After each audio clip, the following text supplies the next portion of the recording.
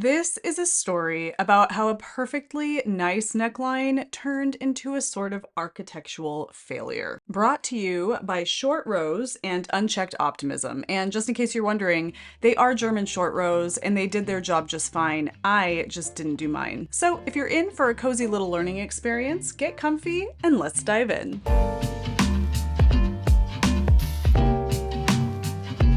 Hello, hello, hello, and welcome to the Wool Needles Hands Midweek Ramble. My name is Taylor, and I will be your host. I'm coming to you today with a little bit of a snafu that I have just recently discovered in a project that I started a couple of weeks ago. Now, this was a project that I was somewhat improvising based on my little black tee pattern using a really lovely 100% cotton yarn by Knit and Crochet. This is a brand that Joanne used to sell. It's 100% cotton. It's fantastic. It's a DK weight. And this is what makes up this little improvised number over here that was intended to be a little t-shirt. Okay. And I talk about this on previous episodes of the podcast. This is a pattern I'm improvising. Okay.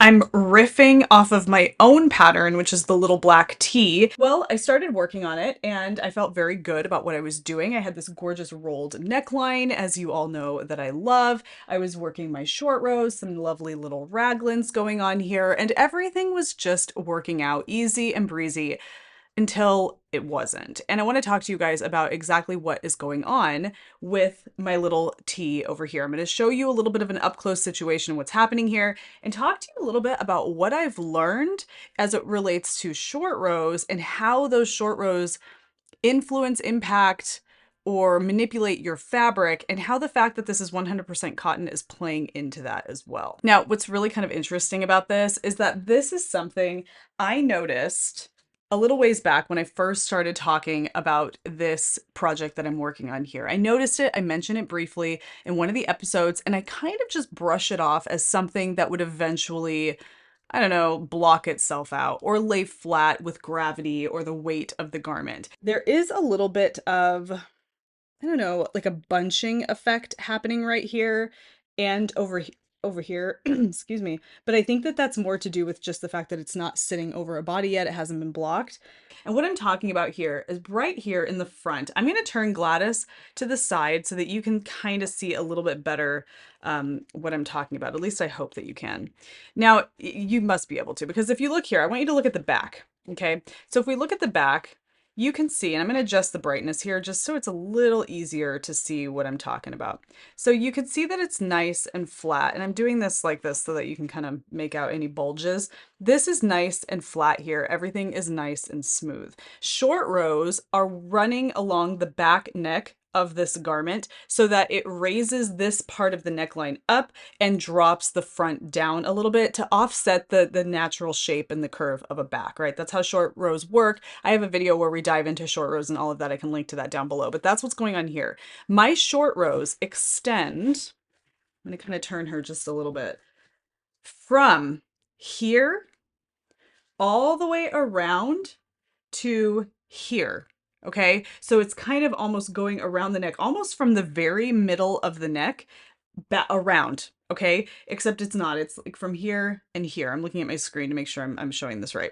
Yeah, so it starts here and it works around and comes to here and then goes back. And you just kind of work back around in a crescent to create a crescent of fabric that helps to do that lifting and lowering of the front and the back of the neckline. Well, I noticed when I showed this off on the podcast prior, I noticed that there was a really interesting bulge happening. I just pressed it down, but I want to like shake this out so it kind of lays naturally. A really interesting bulge happening here and happening here. Okay. Now, what I have learned is that the likely culprit here are short rows that are spaced too closely together or brought too far forward. If you're working short rows back and forth around the neck and back around the neck and back around the neck, and every time you come back to the front, so you start here, you work your way this way, and then you come back. And when you come back, you're going to take your row, your short row, further afield than your previous row. And there's going to be a number of stitches that you surpass the previous short row turn, okay? That number of stitches, if it's too few, you're going to be stacking your short rows on top of one another too closely. So you want to throw your short row further afield from your previous turn so as not to stack them too closely together. They become too densely packed. And essentially what's happening is you're just creating a lot of fabric in this area, and it has no place to go. And so sometimes what will happen in the directions, it'll say something like knit to 2 stitches past your previous turn, wrap and turn, and then purl back to the beginning of the round, right? Sometimes it might say knit 3 stitches past your previous turn and then turn. I think what I was doing here, and it really is annoying that I don't have a note, because what I was doing is I was writing down notes on my little black tea, and I think this was one of those things where I just kind of let improvisation happen and I didn't take great notes. I am not a knitwear designer by trade, right? So I wasn't necessarily doing this with like a surefire design that I was going to publish in mind. I was just trying to have fun improvising something. And I think I only allowed 1 stitch after each short row turn before I turned and went back the other direction, densely packing the short rows on top of one another, in a way that allowed for some bulging of the fabric here and here. You can kind of, I don't want to like lay it and press it down because I want you to see how it looks naturally. I don't know, you can make, it's like there's 2 boobs right there. Collarbone boobs. Sitting, just right boob, boob. Or we have like facial features, eyeballs, like eye pouches. Okay, it's just not, it's unsightly. We don't like this. This is not good. If your short rows come too far forward, as opposed to staying mostly at the center of your shoulder line, or even just kind of back from the middle of your neck, more like from here and working around to like here and then coming back, if they come too far forwards, you're creating like this puffiness in the fabric for similar reasons, I suppose, to having them too densely stacked on top of one another. But what you're doing is you're just creating more fabric more up front. And when you're allowing more fabric to be produced up front and you're bringing it too close, you're doing it in an area that's pretty flat, right? There's nothing here to open and stretch that around. So it's just, again, I guess it's the culprit is just too much fabric in a small space. Whereas if you start further back, you're creating the short rows just around the back of the neck, which is going to raise up that neck a little bit, which will subsequently offset the front without creating a lot of fabric in the front. But what's kind of frustrating to me is that my little black tee follows a very similar short row shaping technique to this, which is what I was following, and I don't have this bulge happening here. And this leads me to another culprit, something that I'm suspecting. Another thing that I'm suspecting is at play here, and you might be able to notice this. This is now purely speculation here based on just observations. I haven't been able to dig up anything about this, but I do feel like something's going on. Do you notice that this goes like this in almost like a mount, like a hill shape right here? That doesn't seem right. And to me, what that tells me is that I, in my unbridled optimism, just stopped doing short rows and moved on to regular straight rounds after the short rows too quickly without any kind of blending of the fabric. I know that when I do my little black tee, there's a little bit of a subtle change between the short rows and the complete rounds. All right, you kind of go back around and you pick up your wraps and you knit them together and all of these things without making any more turns or without doing any more increases. I don't think I ever had any rounds like that when I was doing this. You need to have a period after you've done your short rows where you go back and you pick up or you resolve your wrap and turns without any additional increases happening, that it kind of finishes the short row process, and then you move into your straight rounds with no short rows after that. I feel like there was too much an abrupt shift between when I was doing short rows and then when I moved into doing straight rounds, and that there was no stopping of my increasing and my raglan shaping in between, which is something that I do in my Franken sweater and my little black tee, because I felt like it's worked in other sweaters that I did in the past and I kind of followed through with that. But here I just threw that to the wind and I didn't even consider it because I was just improvising with reckless abandon, which maybe is never really a good idea. However, it's leading to me learning some things right now, which is great.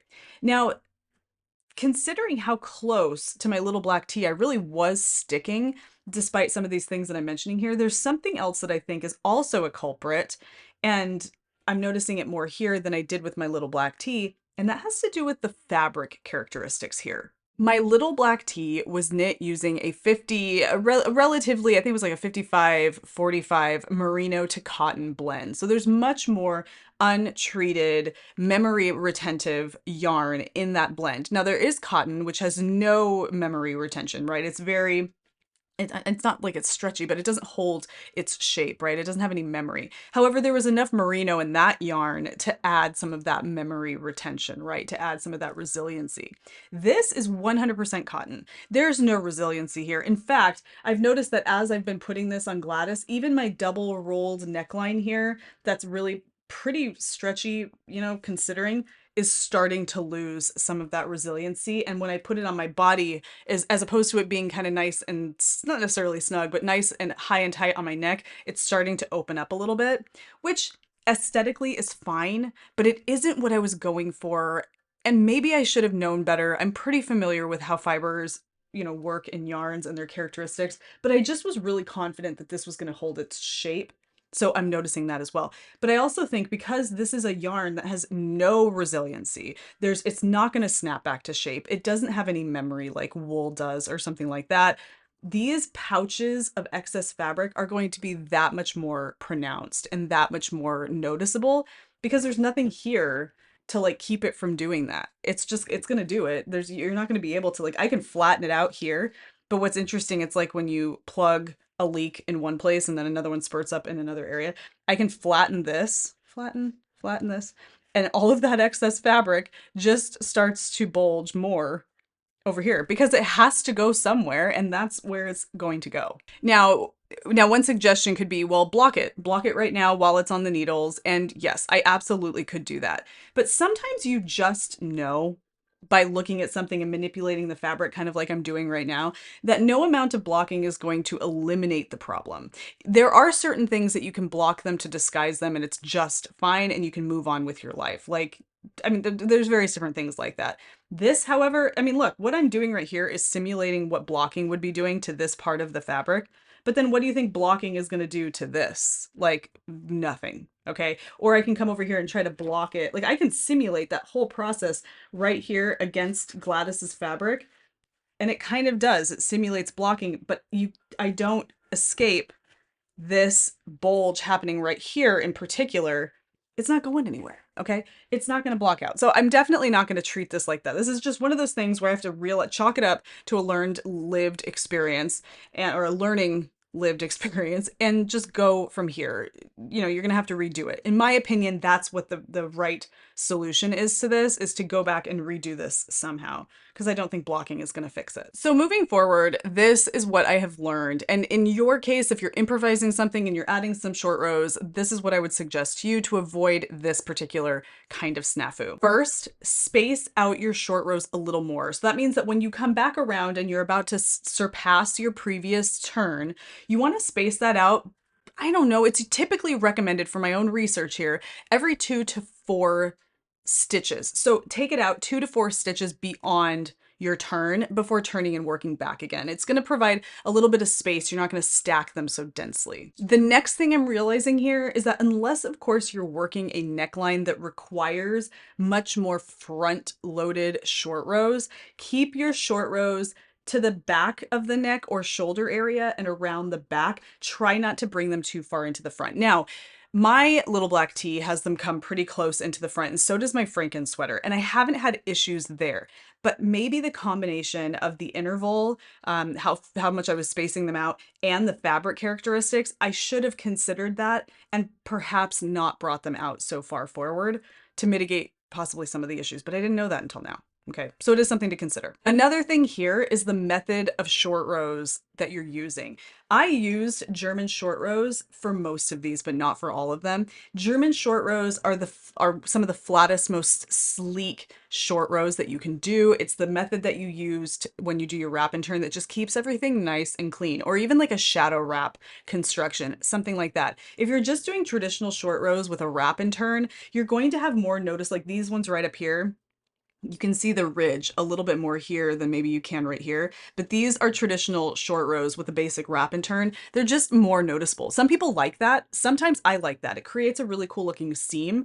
But if it is a fabric like this, where you're using an all cellulose based yarn and you're going to notice those kinds of textures a lot more, you might want something that's a little bit more sleek and flat, and German short rows are perfect for that. I've discovered a couple of really great short row tutorials over the course of me knitting and improvising garments, and I will share some of those down below, as well as some previous videos where I talk about really short rows and some other great videos in just kind of that general vein. If you want to dive into it and get a little bit more insight, short rows tend to be intimidating for folks. It's one of those things where it's like, well, okay, I know you can do it and I know you can tell me to do more short rows, but how do I do it? It's that kind of a technique, right? And I think it's really important to go forward with short rows and don't fear them, just to tread into the waters and experience it, because you really do learn a lot, but prepare to, prepare for things like this to happen.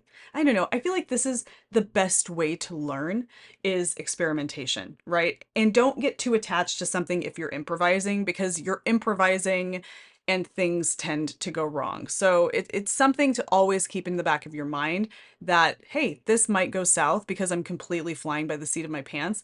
And even though you might be directing yourself and guiding yourself using various different resources, you're still flying by the seat of your pants. And so you always should kind of be prepared for things to go in an unexpected direction. In the meantime, I'm going to be walking away from this. I'm not going to completely I will be coming back to this idea that I have here. This is an idea. This is a concept I have, and I've talked about this, but I need to walk away from this right now because it's frustrating me, and it's kind of sapping my enthusiasm about knitting in general. And sometimes coming up with something on your own can do that, because I'm not, like I said, I'm not a knitwear designer by trade. I'm thankful not to be, because I don't have some kind of a deadline pressing me. I'm not reliant on a knitting pattern being released. It's an experience, it's fun. I love improvising, but sometimes I need to set it aside and do something from somebody else's pattern, and it will help reinvigorate that enthusiasm and get it back. In fact, if you enjoyed this and you would like to help support the channel, check out the Patreon after show for this episode, because I'm sharing with you exactly what I have found that I'm excited about, that I think is going to be a direction I take for using this yarn in something else. I've got plenty of this yarn, and so even if I did want to keep it and use it for this pattern down the road, I still have enough to do something else with. And I really love the yarn. I really love the color.